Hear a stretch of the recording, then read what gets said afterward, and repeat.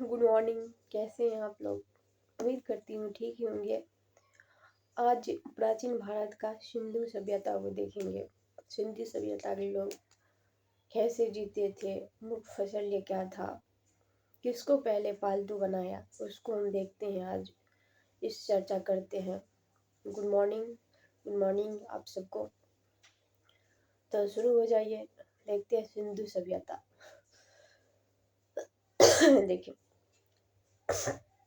Radio carbon 14 जो था, जैसी नवीन विश्लेषण पद्धति द्वारा सिंधु सभ्यता का सामान्य तिथि था कितना 2400 ईसा पूर्व से 1700 ईसा पूर्व।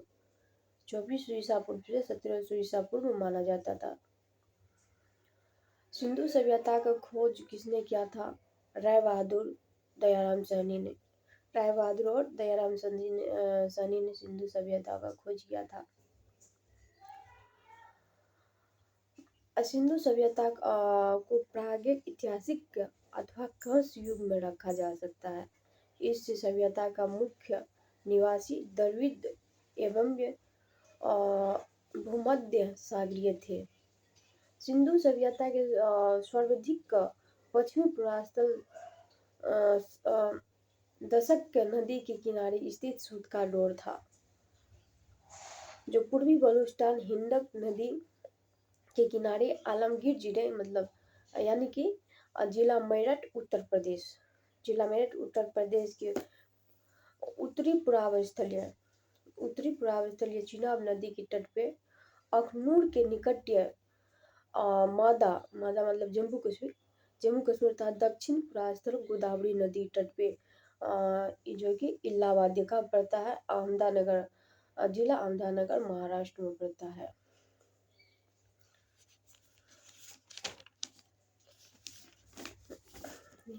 सिंधु सभ्यता यानी सौदव्य सभ्यता नगरीय सभ्यता थी। क्या थी? एक नगरीय सभ्यता। सौदव्य सभ्यता से प्राप्त परिपक्व और अथवा और अवस्था वाले स्थलों में केवल छह को ही बड़ी नगर का संज्ञा दिया था। किसको? छह कौन कौन सा नगर है उसको चलिए हम लोग देख लेते हैं। मोहनजोदड़ो, हड़प्पा,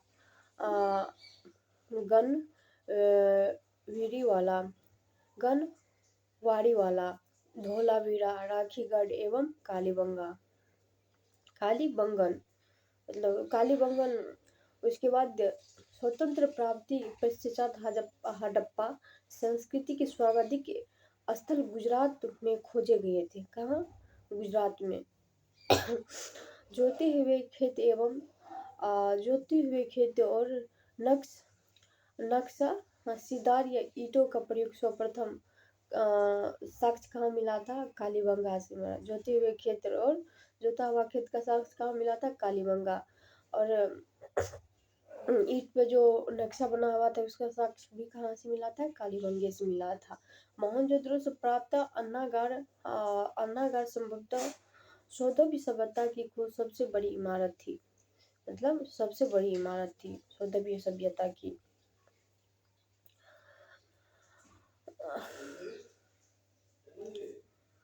और इसके बाद केवल बड़ी इमारत थी। एक प्रमुख स्मारक है जिसका मध्य स्थिति था स्नान कुंड का 11.88 मीटर लंबा था और ये 7.01 मीटर चौड़ा एवं 2.43 मीटर गहरा था। ये स्नानागार था। तो इसका लंबाई चौड़ाई ऊंचाई हम बता दिए, कितना लंबाई कितना चौड़ाई कितना ऊंचाई थे। और इसके बाद मोहनजोदड़ो से प्राप्त एक शिल्प 3 मुख वाले देवता की मूर्ति मिली थी, जिसके चारों ओर हाथी का और गेंडा, चीता एवं भैंसा विराजमान थे। मोहनजोदड़ो नर्तकी की एक कांस्य मूर्ति थी। मोहनजोदड़ो से नर्तकी की एक कांस्य मूर्ति भी मिली थी। मोहनजोदड़ो से नर्तकी की एक मूर्ति भी मिली थी। कहाँ से मिली थी? मोहनजोदड़ो से मिला था। हड़प्पा की मोहरों पर सबसे अधिक एक श्रृंगी पशु का अलंकरण मिला था। कहाँ से? हड़प्पा की मोहरों से मिला था। मन के बनाने वाले कारखाना लोथल एवं चुनहुदरों से मिला था। मन के बनाने वाला कारखाना कहाँ से मिला था? लोथल एवं चुनहुदरों से। कहाँ से? लोथल एवं चुनहुदरों से। सिंधु सभ्यता का लिपि बहुत चित्रात्मक था। सिंधु सभ्यता की लिपि जो था बहुत चित्रात्मक था। यह लिपि दाईं से बाईं की ओर लिखी जाती। सिंधु सभ्यता की लिपि जो था दाईं से बाईं की ओर लिखी जाती थी। दाईं से बाईं की ओर लिखी जाती। जब अभिलेख एक से अधिक पंक्तियों का होता तो पहली पंक्ति दाईं से बाईं और दूसरी पंक्ति बाईं से दाईं लिखी जाती थी।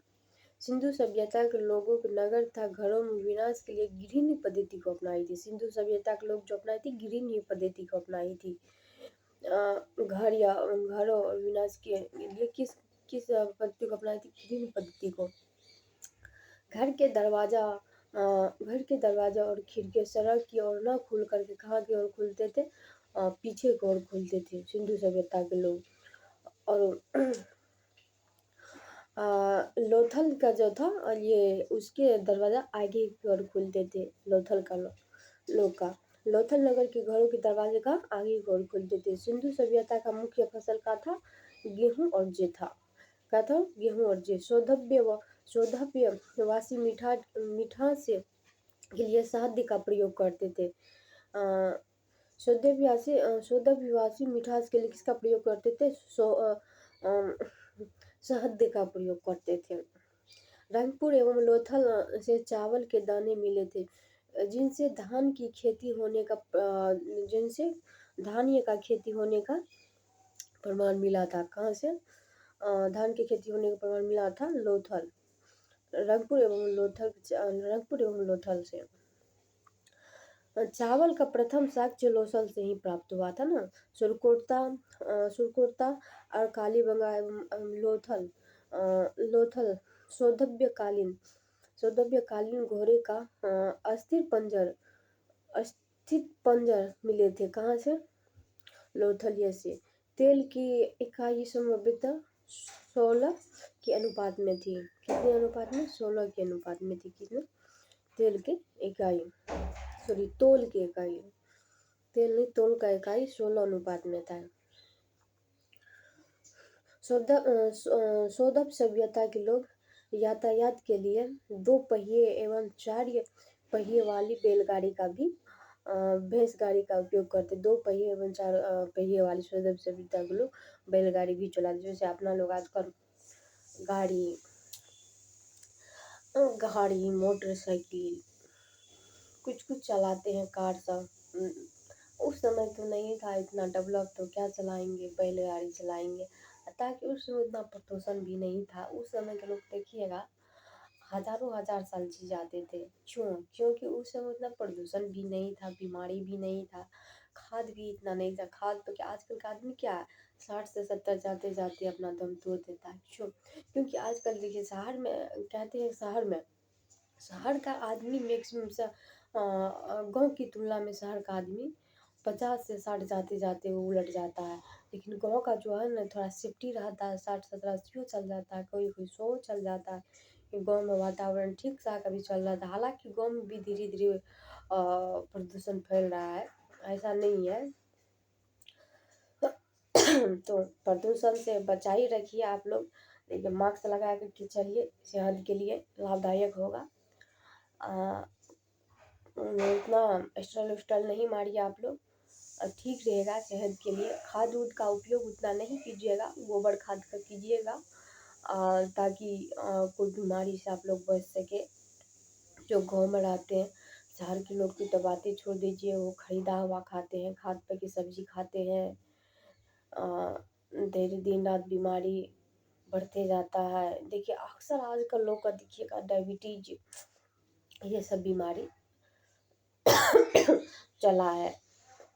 तो आजकल ये प्राकृतिक जैसे फल मीठा, जैसे आम हुआ, अनार हुआ, ये सब देखिए, ये सब फल खाने से मतलब उतना हानिकारक नहीं होता है जितना ये सब जो बनाया हुआ जो खाते हैं हाथ से, मिठाई ये सब बहुत मतलब हानिकारक होता है। क्या पता 1 महीना का बोल रखा हुआ रहता है, उसमें डुबा करके दे देते हैं खाने के लिए। उससे क्या कई सारी बीमारी उससे होती है, उससे आप लोग बचिए, बच कर के ही रहिए। आज जो पढ़े लिखे नहीं है क्या कीजिएगा, मेरी वीडियो को माध्यम से उस कान तक आवाज़ पहुंच सके, बचिए उस सब से। बहुत खतरनाक चीज़ वो सब है, हानि होता है वो सब से, वो सब खाना नहीं है। साफ सुथरा रखिए। नाखून वो देखिए, कई लड़का लड़की के स्टाइल के चक्कर में कई से ज़्यादा मास्टरों को देखिएगा नाखून इतना इतना बढ़ा दिया। अरे बढ़िया बढ़िया मास्टर को देखिएगा, हम नाम तो नहीं बता सकते हैं, अरे पढ़ाते हैं आप तो क्या करते हैं वहाँ पे, दिखा रहे हैं क्या, हीरो बनकर दिखा रहे हैं क्या? आप तो सलमान खान तो नहीं है, कोई एक्टिंग तो आपको नहीं करना है, दिखा रहे हैं। उस नाखून से कई सारी बीमारी होती है। नाखून के अंदर कितनों आप साफ सफाई कीजिएगा ना, थोड़ा बहुत गंदा रह ही जाता है। नाखून से मतलब इतना खतरनाक बीमारी होता है, पेट में जाता है वो गंदगी, पेट में आता है तो सोचिए मतलब कितना गंदा बीमारी होता है, कितना गंदा कि कई सारी बीमारी होती है नाखून से। मक्खी जो बैठते हैं चावल पे, उससे 20-30 प्रकार का बीमारी हो जाता है। तो नाखून उखून जो फ्रेश व्रेश रखिए, आप लोग काट उट कीजिए, इससे बीमारी बढ़ती जाती है, हानिकारक होंगे। आप ही लोग का नाखून वाखून नहीं रखिए हाथ में, क्या कीजिएगा, कितनों कहिएगा, आजकल स्टैंडर्ड के चक्कर में लड़का लड़की जो है ना नहीं ना काट सकते हैं। अरे जो देखिए अब नाखून वही रखता है कि जो कम पढ़े लिखे हैं। देखिए क्या ज़्यादातर कोई आईएएस अफसर को इतना बड़ा बड़ा नाखून कभी देखे हैं? कभी देखे हैं? नहीं ना देखे हैं। कभी देखिएगा प्रधानमंत्री को इतना बड़ा नाखून, क्योंकि वो न पढ़े नहीं है तो भी वो नहीं रखेंगे, क्योंकि उसके अंदर समझ जो है एक पूरा, क्योंकि वो देश को चलाते हैं, समझ रहता है। नाखून से बहुत हानिकारक होता है, इस सब से बचिए आप लोग, नाखून वाखून नहीं बढ़ाइए।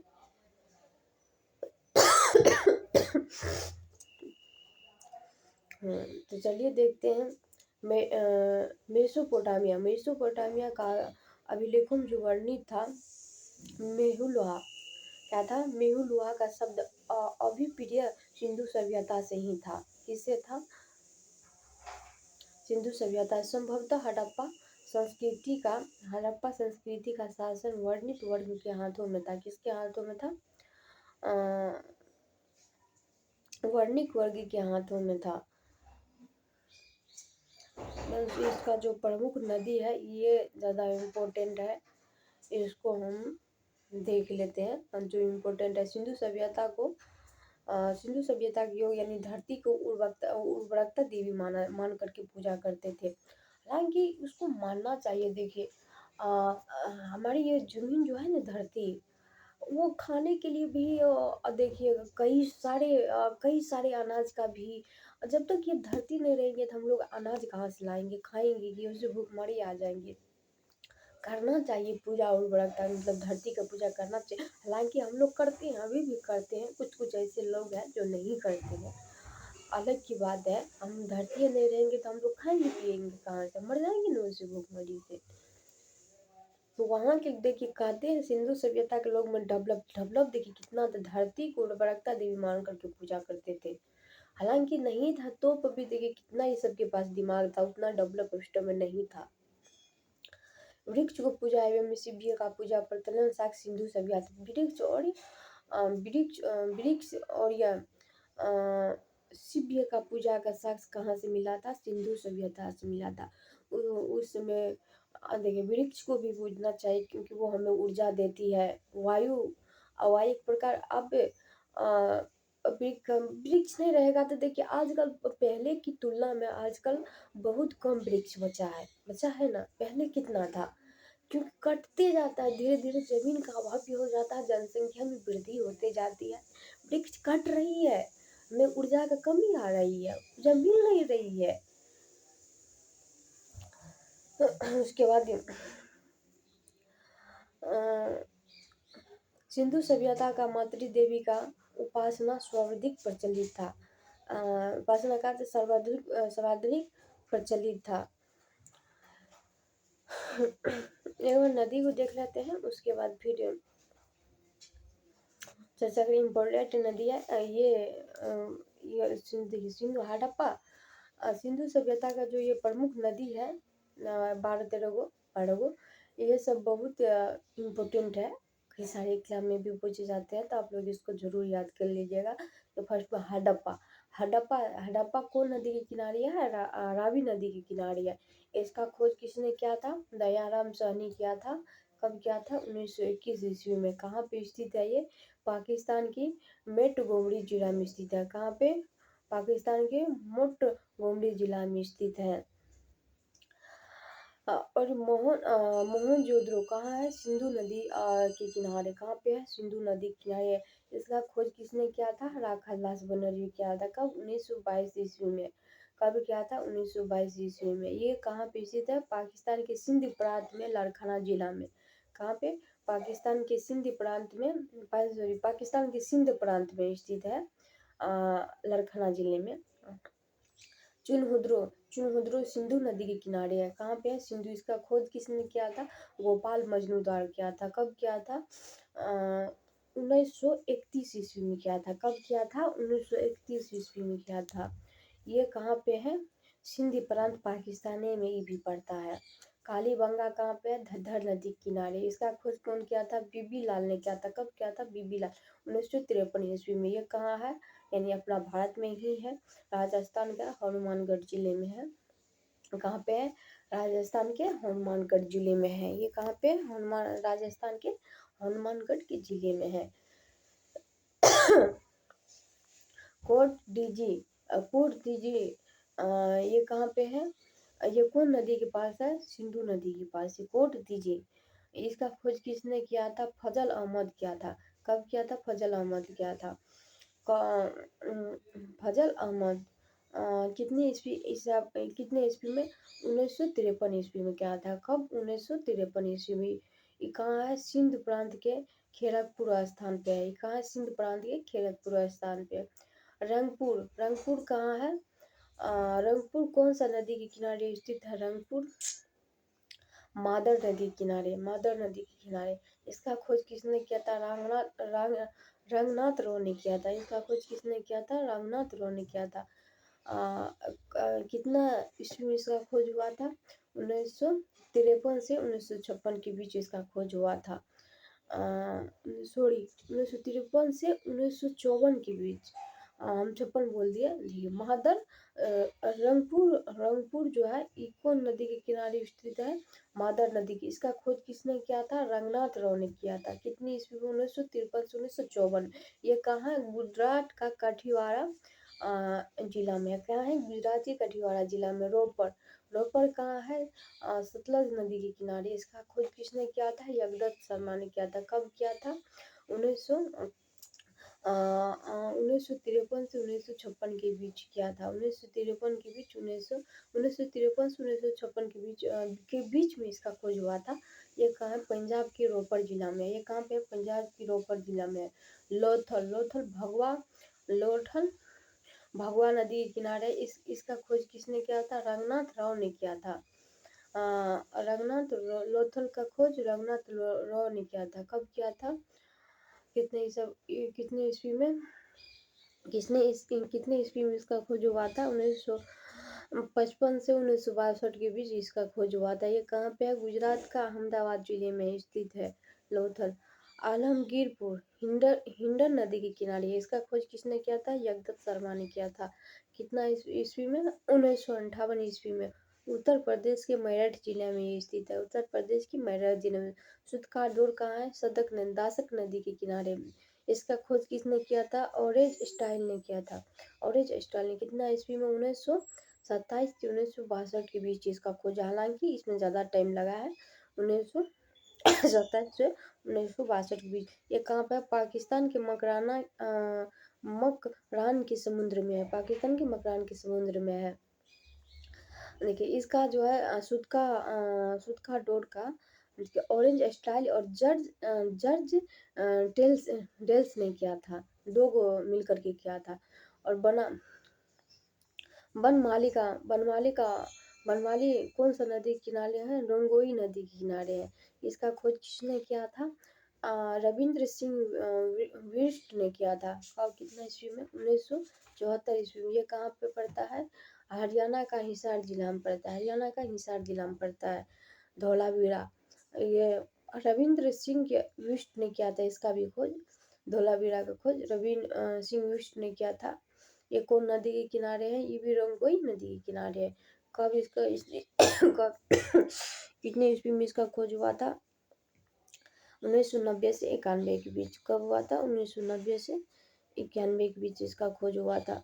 गुजरात के कच्छ जिले में स्थित है। गुजरात के कच्छ जिले में स्थित है ये। तो हम सभ्य बता दिए हैं। सिंधु सभ्यता में कुछ कुछ जो छूटा हुआ है और कल नेक्स्ट क्लास लेंगे तो उसमें बता देंगे। उम्मीद ये करती हूँ हालांकि तो सब बता ही दिए हैं, और जो जो है इम्पोर्टेंट है उसको देख लेते हैं। पशुओं में कुंवर वाला सांड की सभ्यता के लोग के लिए विशेष पूजनीय था। कुंवर वाला सांड का तो उसको भी लोग विशेष मतलब पूजा करते थे। स्त्री को मूर्ति मूर्तियों में मिट्टी की जो मूर्तियों था अधिक मिलने से ऐसा अनुमान लगाया जाता था कि सौंदर्य समाज मात्रिक सतात्मक था। कहाँ पे? मात्रिक सतात्मक था। सौंदर्य समाज। सौंदर्यवासी सूती एवं ऊनी वस्त्र का प्रयोग करते थे। सौंदर्यवासी सूती एवं ऊनी का प्रयोग करते थे। मनोरंजन के लिए सौंदर्यवासी मछली पकड़ना, शिकार करना, पशु पक्षियों के आवास में मतलब पशु पक्षी को आपस में लड़ाना और ये पासा खेलना इस सब का उपयोग करते थे। सिंधु सभ्यता के लोग काले रंग की डिजाइन किए हुए लाल या मिट्टी के बर्तनों बनाते थे। डिजाइन किए हुए मिट्टी के बर्तन बनाते थे कब? सिंधु सभ्यता के लोग। सिंधु घाटी के लोग तलवार से प्रचलित नहीं था। सिंधु सभ्यता के जो लोग था उसमें तलवार उतना नहीं था, उस तलवार से प्रचलित नहीं थी। और कालीबंगन में एकमात्र हड़प्पा कालीन स्थल यह था जिसका निचला शहर लोगों के रहने भी किले से घिरा हुआ था। कालीबंगन का अर्थ होता काली चुड़िया। यहाँ से पूर्ण हड़प्पा स्थलों का जो खेत जोते जाने के लिए और अग्नि पूजा की प्रथा की प्रमाण मिला था। अग्नि पूजा और प्रथा के परिणाम मिला था। पर्द और प्रथा एवं वेश्यावृत्ति सौंदर्य सभ्यता में प्रचलित था। पर्द प्रथा और वेश्यावृत्ति उस समय में प्रचलित था। शिवों को जलाने एवं गाड़ने यानी दोनों प्रथाएं प्रचलित थी। हड़प्पा में शिव को दफनाने जबकि मोहनजोदड़ो में जलाने की प्रथा विद्यमान थी। हड़प्पा में जो था शिवों को दफनाने का काम किया जाता था हड़प्पा में, और मोहनजोदड़ो में जलाने की। लोथल एवं कालीबंगा का युग समाधि स्थल मिलती है। कालीबंगा का युग समाधि स्थल मिलती है। सौंदर्य सभ्यता के विनाश का संभव सबसे प्रभावी कारण बाढ़ था। हालांकि देखिए ये फिक्स कोई नहीं बता सकता है कि किस कारण से इसका विनाश हुआ। कोई बाढ़ लिखते हैं, कोई कुछ लिखते हैं, लेकिन ये इसका सही प्रमाण आज तक नहीं मिला है। बाढ़ यह था आग में पकी हुई मिट्टी का आग में जो पकी हुई मिट्टी उसका टेरिकोटा कहा जाता था। किसको? टेरिकोटा कहा जाता। आग में पकी हुई मिट्टी को क्या कहा जाता था? टेरिकोटा कहा जाता था। तो उम्मीद करती हूँ आप लोग समझ गए होंगे, याद भी और सुन रहे होंगे लेक्चर तो याद भी हो गया होगा। जो छूट गया होगा इसके लिए सॉरी, थोड़ा बहुत छूटा भी होगा। वैसे तो हालांकि एक दो पिन छूटा होगा इतना, और नेक्स्ट लेक्चर में मैं बता दूंगी। जो छूटा हुआ है एक दो लाइन उसको देख लेते हैं कौन कौन छूट गया है। स्वास्तिक चिन्ह को संभवतः हड़प्पा सभ्यता की लेन देन इस चिन्ह में सूर्योपासना का अनुमान लगाया जाता था। सिंधु घाटी के नगर में किसी मंदिर और अवशेष नहीं मिलते थे। सिंधु सभ्यता जो उसमें किसी मंदिर का अवशेष नहीं मिला था। सिंधु सभ्यता के लोग मातृ देवी का उपासना सर्वाधिक प्रचलित थे। मतलब सिंधु सभ्यता के जो लोग था मातृ देवी का मातृ देवी का जो था उसमें उपासना मतलब सर्वाधिक प्रचलित था। तो धन्यवाद। आज का क्लास यहीं पे समाप्त होती है। मिलते हैं नेक्स्ट क्लास में कल।